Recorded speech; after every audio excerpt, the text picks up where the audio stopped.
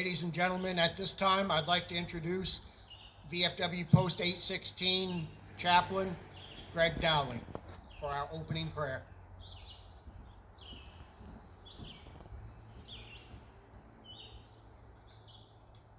Welcome to the Veterans Memorial Bridge virtual ceremony. Today we recognize and pay tribute to those who paid the ultimate price for our freedoms. As fellow soldiers, we place memorial wreaths under each name to honor those chosen as representatives of deceased veterans from many wars. They symbolize the truth that freedom is not free. It requires guardianship, vigilance, and active defense if necessary. We pray for the families of the descendants of these brave men and for the families and descendants of all our deceased veterans. How can we honor their memory? By remembering that we are not Muslim or Christian, liberal or conservative, black or white, but we are Americans first. And the pride we feel when we see our flag should stir us to action. Exercise the freedoms they sacrificed for. Worship your God openly without fear of imprisonment or torture. Express your opinions and acknowledge and respect those who do not agree. Vote your beliefs for the candidate you feel most likely to ensure and preserve our freedoms. And pass on an awareness, love, and appreciation of our country to your children and grandchildren. May the Almighty and living God bless, watch over, and protect all our current veterans, their families, and all of you who are listening to this prayer. Amen.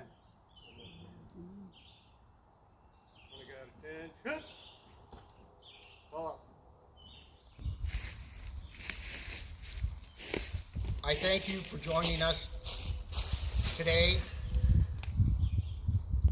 as we try and remember the importance this day, no matter the circumstances. It's very important that we take on today's meaning in a world that is challenged by many things.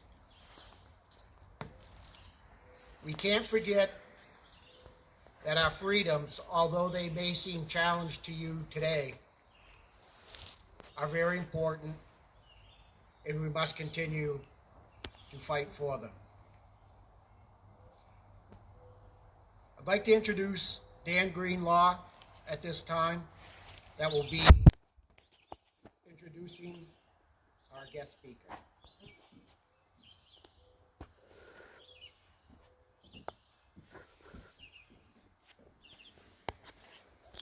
Good morning to all.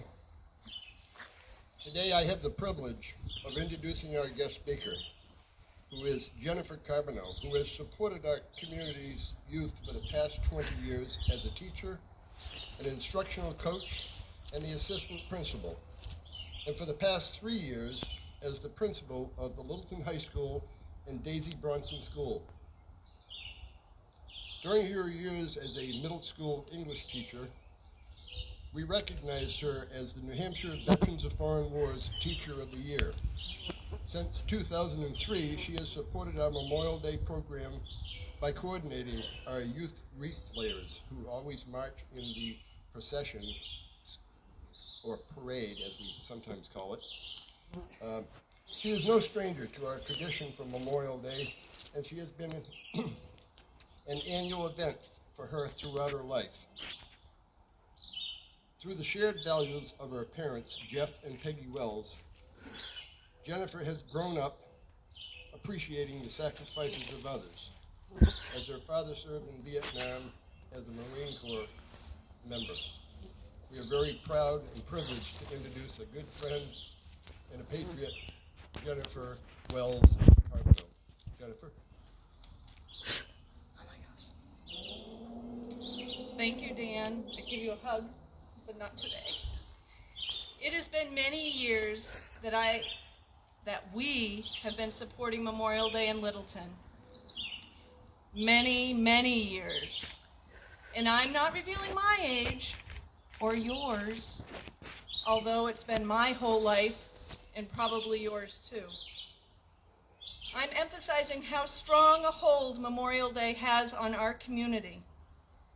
I don't think any one of us can recall a time when Littleton didn't gather on this day. If it wasn't watching my grandpa or my dad marching in a parade, or me and my mom joining the ladies VFW Color Guard, marching in heels, or supporting Buddy Poppy sales, I was gathering our community's youth to carry wreaths in our Memorial Day procession, or observing color guards and their chaplains honoring our fallen soldiers at a cemetery. Memorial Day has been the day that you just don't miss. There'd be no excuse. You wouldn't even want to find one. It's Memorial Day, one of the most significant recognitions on our calendar. Floating wreaths down the river, placing them on granite markers, replacing old flags in the cemetery with new flags, gathering people together to honor those who gave all. That is Memorial Day. One of the defining features of our town was established in 2003, when a team of veterans pulled together the resources to honor each of the soldiers from Littleton who died serving our country. Cottage Street Bridge was recognized as the Veterans Memorial Bridge. It presents itself as a gateway to the heart of Littleton. Although we read the names of our soldiers each Memorial Day, people from all over the country and beyond have walked our bridge, pausing at plaques to read the names of those who will not be forgotten. Memorial Day took on a new meaning when we ended with a ceremony on the Veteran Memorial Bridge. Our town stopped, filled the bridge, and reflected as each name rang through the air and into our ears and our hearts. Our parade became a procession, and our deceased came alive again, even for a moment, and for most, only by name.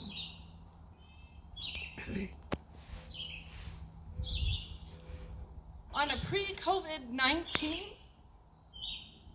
Memorial Day, oh my gosh.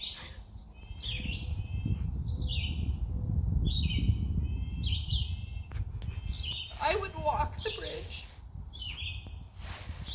listening to the flow of the river below, counting the plaques on the upriver side, 28, and downriver side, 21. Even though I know the numbers had not grown, and they had not shrunk either, doing this grounds me in the peace before the immediate organization of the chatty children in the wreaths they would carry in the procession. It was always a surprise to see how many students would volunteer their time. I was always pleased, whether they carried one or two or three or many more. They worked as a team, honoring each soldier. Many students supported our efforts throughout their middle school and high school years, and some returned after graduation to place a wreath. Most recently, we've enjoyed having our elementary students participate, learning the importance of this community gathering. I hope to instill in our community's youth a lifelong, heartfelt value for the tradition Littleton has for Memorial Day. This year has twisted life for us all. However, we still pause to return to the shared practice of honoring those soldiers who lost their lives for us, for our values, for our freedom, for our choices. Many of you answered the calling to serve in the armed services. You chose an honorable path, a selfless path. Many of us answered other callings. However, today, with the pandemic shifting our lives in ways 3 months ago we couldn't imagine, we find ourselves all having to adjust to new routines and become more innovative in our approaches to gather as a community. It took me weeks to determine how I could be more selfless and protect the elderly and the weak. How to be a citizen soldier. How to fight an invisible enemy that has taken the lives of more than 200 from New Hampshire and 94,000 in the United States. Initially, I felt like a stranger in my own community, my own country for that matter. Wearing masks, staying away from other people. For crying out loud, schools were shut down. It is time to stand up and take note. Had our behaviors not changed early on, those numbers would be more alarming.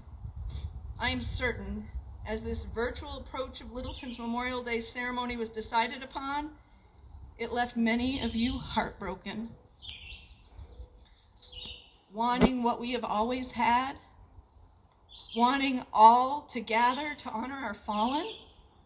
Today's virtual ceremony is a small sacrifice. Remember that, a small sacrifice. Today we honor those who gave the ultimate sacrifice for our values, for our freedom, for our choices. Their deaths we honor. The least I feel we as citizen soldiers can do is take note of the things we can do to help ensure the health and the prosperity of our community. In our COVID-19 world, let's keep perspective of what a true sacrifice is and adjust our behaviors to protect others. So, we wear masks. So, we limit our interactions. So, we create virtual gatherings, and as a result, we protect one another.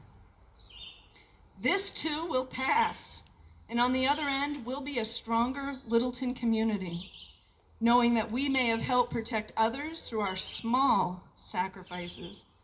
After all, our fallen soldiers protected us with the ultimate sacrifice. I would like to thank the Memorial Day team who persisted, allowing Littleton's community to gather virtually for our 2020 Memorial Day. You may feel that this is less of an honoring of our fallen, but I would argue it is more of an honoring, as you were able to be mindful of the living. We all need to be citizen soldiers to help reduce the number of memorials that may come to be. Remember our small sacrifices as the 21-gun salute resonates a fallen soldier's ultimate sacrifice. I'll be walking the Veteran Memorial Bridge, reading name after name, knowing that each soldier's sacrifice was a selfless way to protect the lives we have even today. Thank you.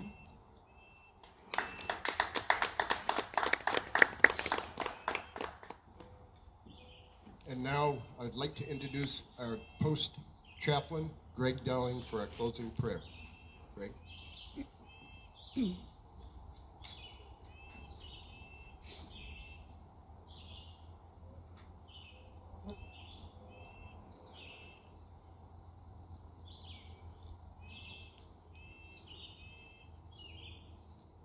As we have honored the veterans whose names remain on this bridge, remember that they are symbols of courage, honor, and sacrifice. They are the free ones now. Their battles in life are over. Think on many others who are not free. They returned physically from wars but have been left behind. Others moved on with their lives. They are still prisoners of war, bound by the past, tortured by emotions. They remain under the enemy's control. Who do you know who is still a POW? A family member, a friend, an acquaintance, a stranger? What can you do to be part of the team that rescues them? Think about that as you hear this prayer. As you cross this memorial bridge in the future, pray about how you can be a bridge for them. And may the Lord bless you and keep you. May the Lord make his face shine on you and show you his favor. May the Lord lift up his face toward you and give you peace. Amen.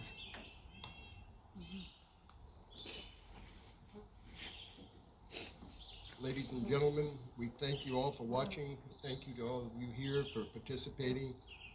And may God bless our country and our people and our soldiers and their families. Thank you. Present. Huh.